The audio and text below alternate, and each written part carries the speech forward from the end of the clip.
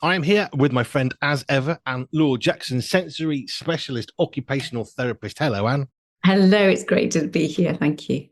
Cool. Now, every week we meet, we talk about sensory health. We talk about the implications of good sensory health and how we try and get that.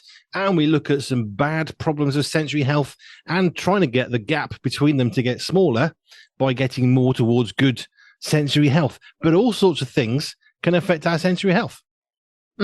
Absolutely anything. And that's the thing, because our senses are the foundations of how we live life and how we experience life. Any of those senses can then affect how we respond to it, and therefore how well we feel in our relationships, in the environments that we work in the environments that we live in. It just touches every single aspect of life, really. And of course, if you've then got poor sensory health, it's going to affect everything because your senses, it's not like you can think, well, I'll turn off the interoceptive stuff. We'll turn off the auditory processing. I mean, yes, you can wear a headset, and there are, I guess, some senses are easier to, let's say, trick and to maybe dull, a bit like a volume switch to some extent. But of course, there are other ones that we can't. Yeah, we don't have earlids. We do have eyelids, so we can, to a degree, like close our eyes, but then it's not really not that helpful to go around with your eyes closed. And we can't switch our skin off, which time and time again, even this week in the coaching, it keeps coming back. It's the skin system.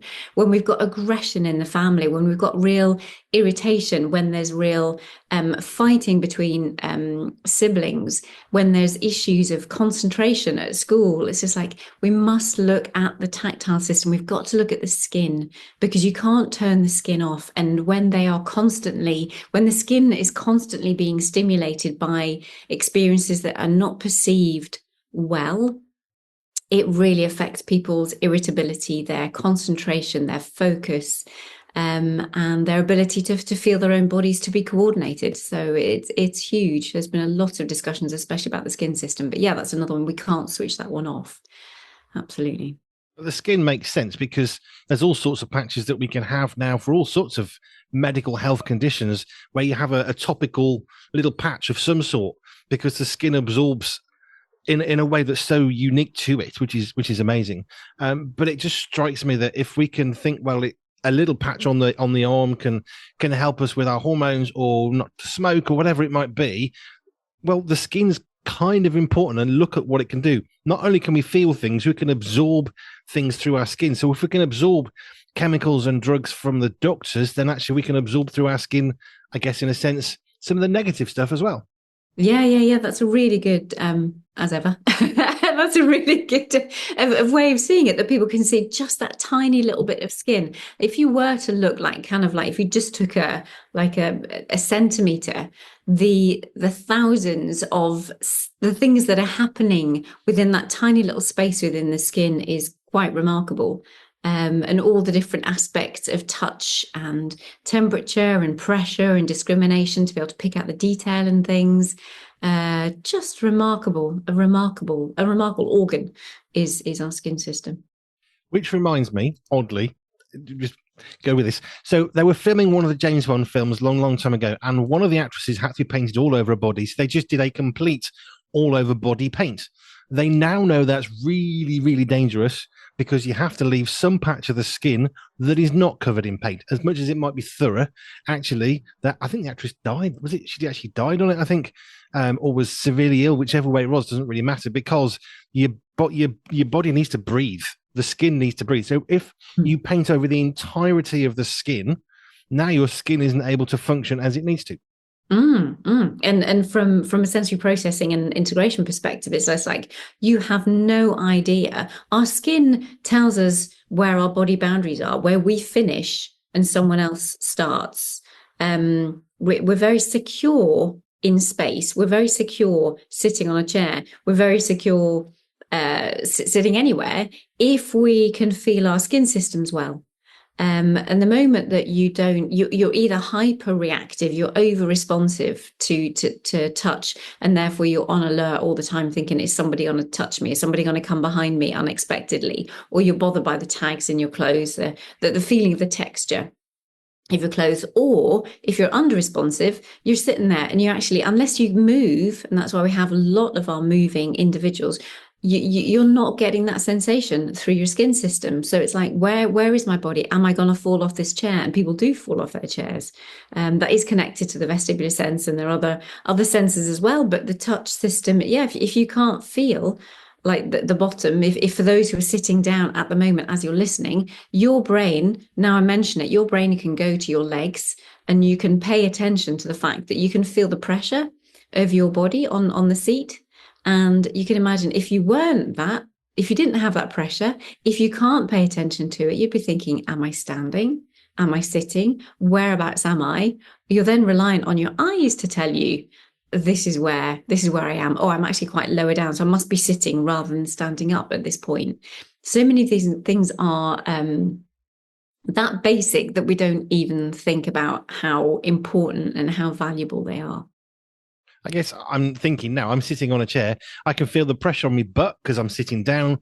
I've got a backrest, so I can now feel that. And I can actually, as I'm sitting here, think, okay, it's less pressure as I go further up because I know there's a little curve in the chair, which I guess is for ventilation. So actually, I can feel that. And it's phenomenal what I can feel, but that's all because of my skin. It's all because of your skin. And that just literally those bits. And then there are some people, we call it habituation, whereas they would be conscious of that feeling. So for the whole time that we're here sitting chatting, somebody would be aware of that. So again, or if you were to slightly move position in your chair, you'd have that slight different pressure. So your brain would pay attention to that rather than what I'm saying. So it's really hard to have a conversation with someone. It's really hard to focus on what's going on in your team meeting or at school or at home, because actually you're paying attention to what your skin system is telling you all the time. So we have an ability, we need to be able to switch off those receptors. Our brain needs to switch off what it's perceiving, what it's picking out in the environment. And that's where a lot of our ADHD in particular issues come in, because of the attention issues, because our brain is concentrating on sensory information rather than habituating to it, rather than perceiving it, but then forgetting it, because actually it knows it's not important. It is more important to listen to what is being said or what is happening in the environment. And some brains struggling with that. I suppose in a way, it's a bit like right now, the messages to my brain about where I'm sitting and how I'm sitting and the pressure on my lower back and my backside, they're quite quiet, I suppose, is my way of thinking about it. I'm aware of them. I know I'm sitting. I can feel a little bit of pressure, and if the pressure starts to mount on one side of my thigh, okay, I know I'm starting to lean, which I'm now doing on the camera if you can't see this, and as I lean back again, I can feel that. But I would sort of describe that as it's a very quiet message to my brain, which isn't really overriding, because I can still concentrate on you, I can look at the time, I can check the volume levels, and it's not interfering with those things, although I'm conscious of it. But it's a very quiet messaging system, if you like, in my own little mind. But actually, when you've got a bit of a screw sticking through the chair, well, that's going to start shouting, as it should, because your nerves are going to be saying, hello, we have a major problem here. Could you please investigate and sort this, because it hurts? So all of a sudden, it's going to start shouting. But I suppose from what you're saying, if you've got an overreactive skin system or interpretation of what your skin's doing, it's a bit like the shout we get from sitting on a nail, which you want your body shouting about, because get off the nail. But actually that shout is sort of replicated even for stuff that we would associate and assume is, well, you're just sitting down. What's the problem? Yeah, absolutely. And that's why it's so important we let folks know this, because they really see this as being naughty and bad and all the rest of it. And it's just like, and there's discipline that comes in instead. And it's just like, well, let's help them see, help people understand that it is like having that screw coming through the chair. It is like having permanent sunburn, that if you come up and if you touch somebody in a way that they don't like it, that is going to hurt in a way for them, the way that they perceive it. But yeah, absolutely. Our certain sensory pathways are literally being a screaming to the brain, and that really dysregulates people. It puts them really on edge, and is not a place for that calm, content, confident persona that is the best place to be, really. Is that what we might then incorrectly perceive as just a child who fidgets? Why can't you just sit still like everybody else? yes, maybe they're being naughty and maybe they're not concentrating, but they could be hot, they could be fed up, just normal physical stuff, physiological things. But also equally, it could be their system just cannot sit still because it needs to move, because that's how they regulate their body. Yeah, and that's how they know where their body is, so totally. Some people will be moving because they need to put, we call it giving themselves that proprioceptive input to try and calm down the irritability in their sensations. So they'll use their muscle work, they'll use their body core muscles to move, so that the brain gets this lovely organizing proprioceptive input that's really calming to anybody's system. So they might be bothered in their hearing, in their vision, in their skin system, in their smell. There's lots of areas that they might be bothered in those sensory issues. Or on the other side, they're moving because literally, they can't feel where they are. They have to move so that they get the sensations through their vestibular system, which is in the inner ear. They get that information through the muscles and the joints, and by moving, they get the information through their tactile system too. So they're more able to concentrate by moving, which is ironically not normally what people think. Would this be in any way likened to, if somebody that we know has Parkinson's disease, we associate commonly a obvious physical side effect of that would be their sort of shaking the hand or whatever. It doesn't stop moving. Now, we don't say to them, can't you just sit still? I mean, honestly, seriously, can you just hold your hand? It's really annoying. We would never dream of saying that especially if we know someone's got Parkinson's, because we know now that physiologically their brain is sending messages a bit confused, the nerves are a little bit upset, and it creates what we see as the sort of stereotypical shaking of the hand or whatever it might be. But we wouldn't then say to them, well, just sit still, for goodness sake, can't you just sit still? We wouldn't ever dream of doing that. Is that the same kind of issue that we have with people who can't sit still? Should we be seeing that in the same sort of compassionate context? I think the reasons, the neurological bits and pieces and the reasons are different, but the result should be the same. So absolutely, that sense of compassion, that sense of there's something else going on. So Parkinson's and other neurological disorders will have their own issues going on in the brain, and they're not clearly, or they're not clinically sensory processing and integration issues, because we have a central nervous system issue, but the results are exactly the same. So you don't tell someone with Parkinson's, you don't expect those things of it. And the same way that if they have the sensory processing issues, or if anybody is behaving a little bit differently, I would always, number one, go with compassion first. And then, once there's been space and time to work out, if you think actually, yeah, they're just being a bit naughty today, we just need to say just need to say a few things, and that's okay. But go sensory first, compassion first, and then follow up if that's not working, or there really isn't a route. If you've done a good assessment, and that's the other thing, actually need to make sure that people know how to actually assess these things, so that we can confirm if it is a sensory issue or if it isn't, or if it's a neurological issue or if it isn't, and then address that accordingly. So yeah, compassion would always be my number one, followed by it should be for everybody. Should be just because it's nice, and like life is hard enough. Life really is hard enough. I don't think I've shared this one before. I was sat in an assembly, primary school. So what would I been 4 to 8, I think, around that age. And we were sat in an assembly, and there was this person talking. I had no concept of what they were talking about. I was so immensely bored. I was just, when are you going to show? I'm going to die of boredom soon. Is it possible? Can you die of boredom? It was awful. I don't know what they talked about. But we, of course, in school, expected sit down, be still, say nothing, just listen. And the problem is, active listening requires participation at some level. And we can have passive listening. Yes, we can sit there. But as a 4 to an 8-year-old, listening to a really boring person with a really dull voice, this is what I remember going, even now, thinking, I don't care what you're talking about. I just want you to go away. Now, in the middle of this, was getting more and more fidgety and getting more frustrated, because the more fidgety I got, the more I'm thinking I'm going to get in trouble soon for not sitting still. And then I got so bored, I had this massive yawn. Now, it wasn't on purpose. I was really bored. I cannot express this enough. And a huge yawn, and all the teachers, whoa, straight looking at me. How dare you yawn? And I just think, but this is really boring. And my yawn is a physiological response to the fact that this person needs to never ever talk to a child ever again without help. And the thing is, it's very easy for those teachers to look at me and say, you've just been naughty, you're terrible, you've yawned, look at all the other peers, as they said later to me. I remember that conversation.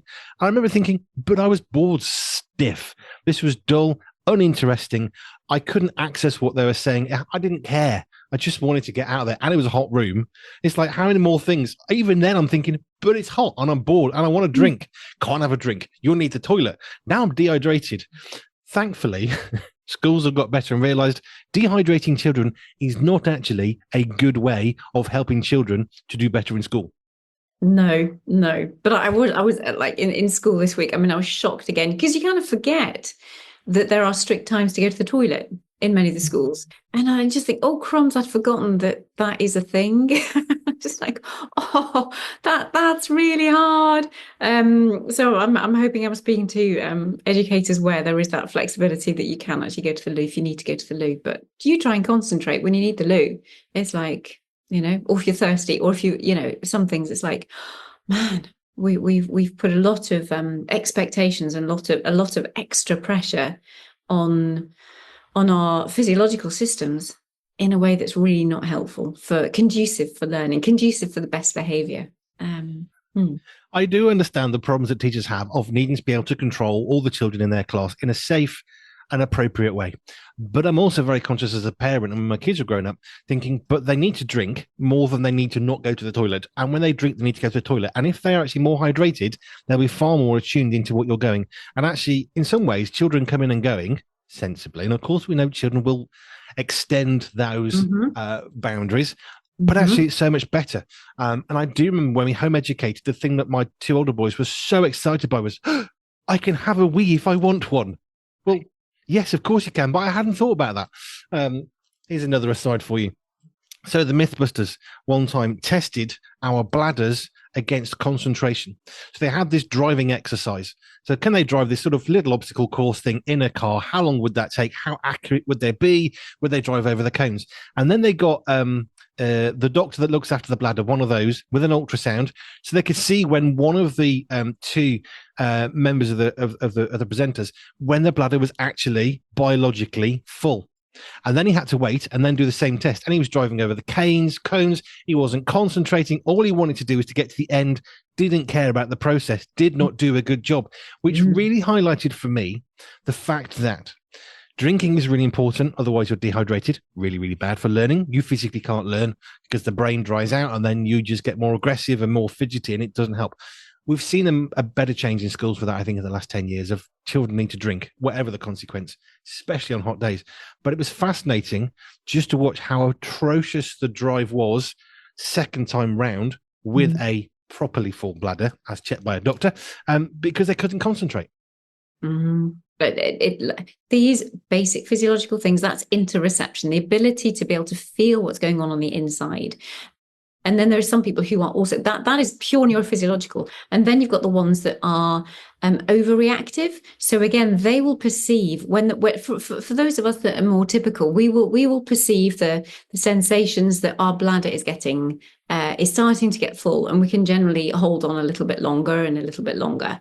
And then there comes a point where, like your driver, it's just not helpful anymore, and there's just have to go.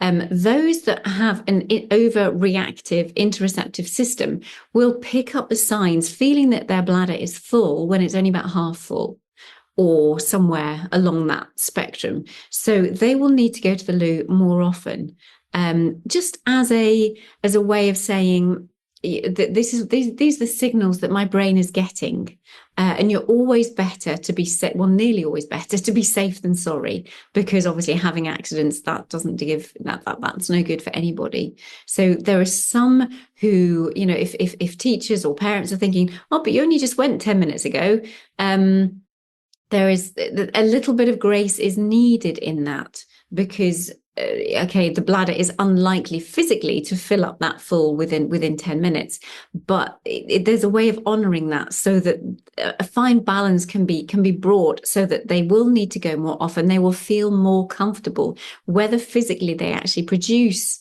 anything and release what's in their bladder or not. Because their brains will still be computing, I need to go, I need to go. Therefore, they cannot concentrate with even the smallest amount of liquid in the bladder.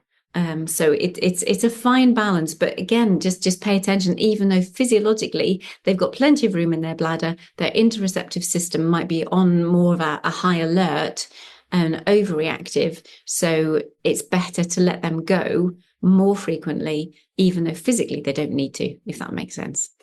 I think it does. This is not criticizing the schools or teachers. It's just, I thought it was interesting to think about how we have perceived things, and some of those things have changed over time. So dehydrating children, which is what I had at school, no drinking, because if you have a drink, you'll need the toilet. Well, yes, that's how the system works. That's what's supposed to happen.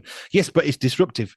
Well, maybe, but actually, teaching children to be dehydrated is a really bad thing, and staying hydrated is a very good thing.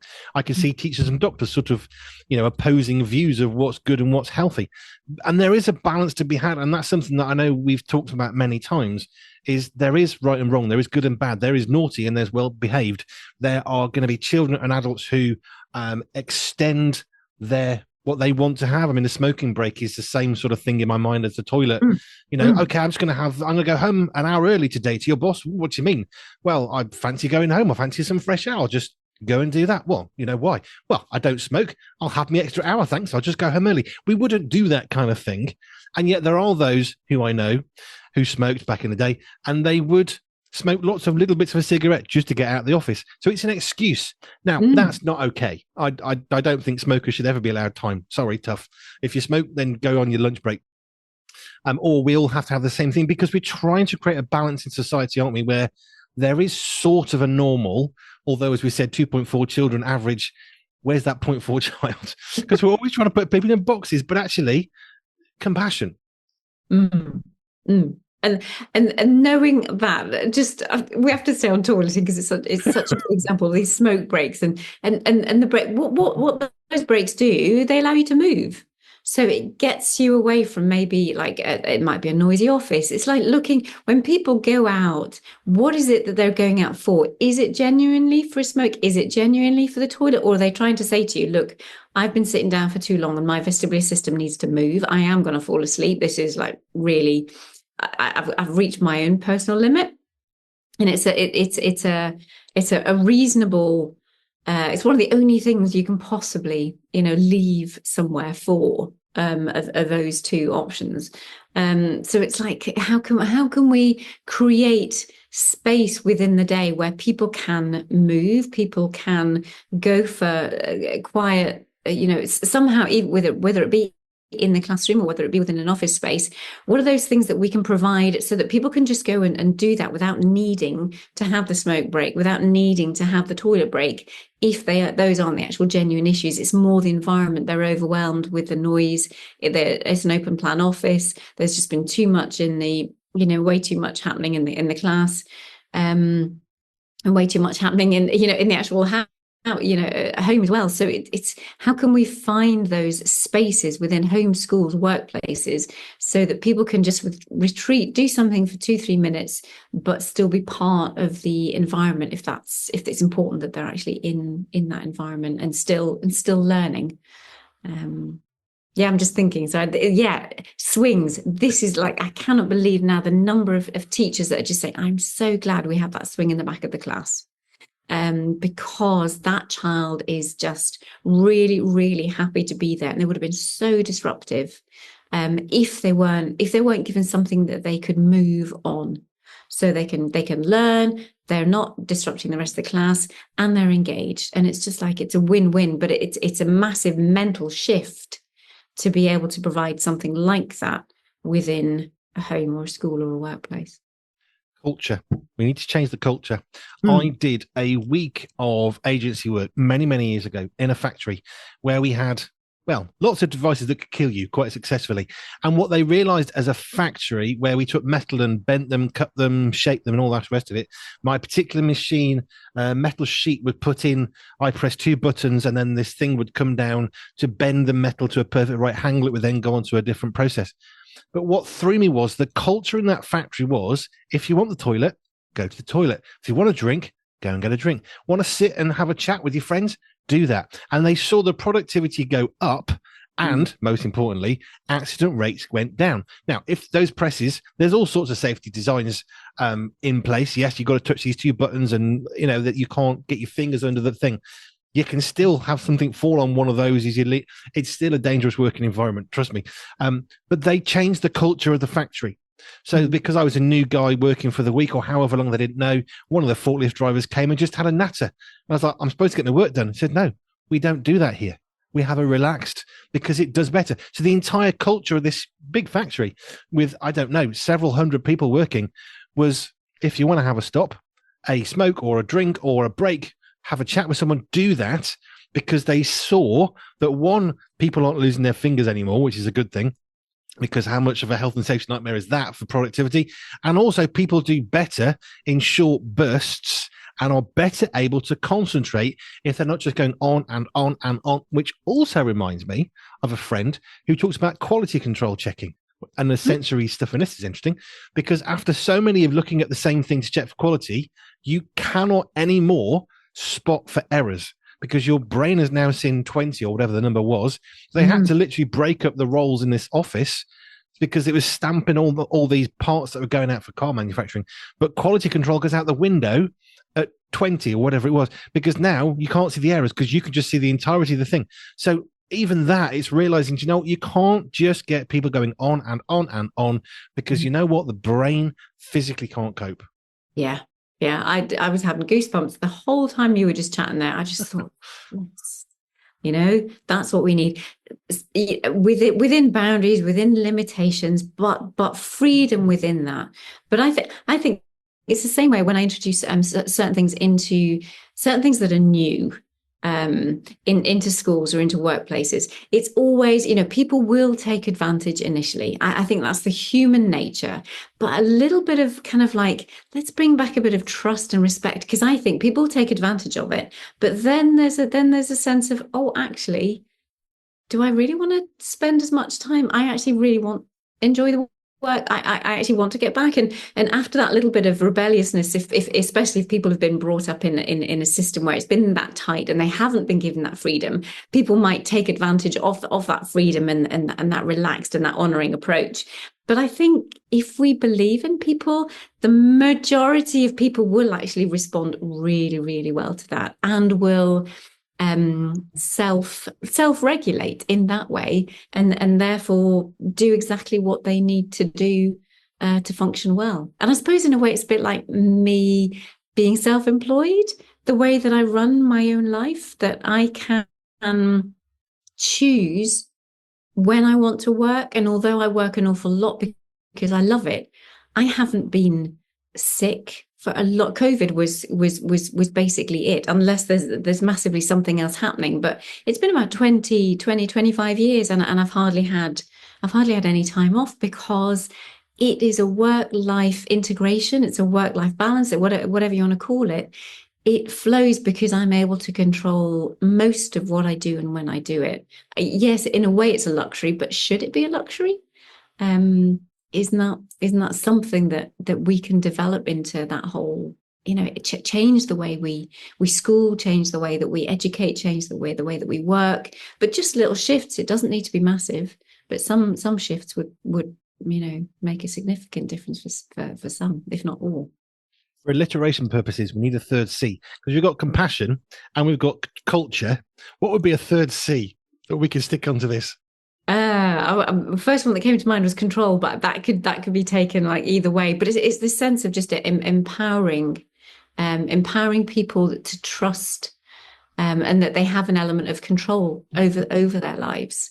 But it's not about controlling others. It's just being able to take control so that they can keep themselves in the best health. But we'll keep working on the third C and see if something else comes too.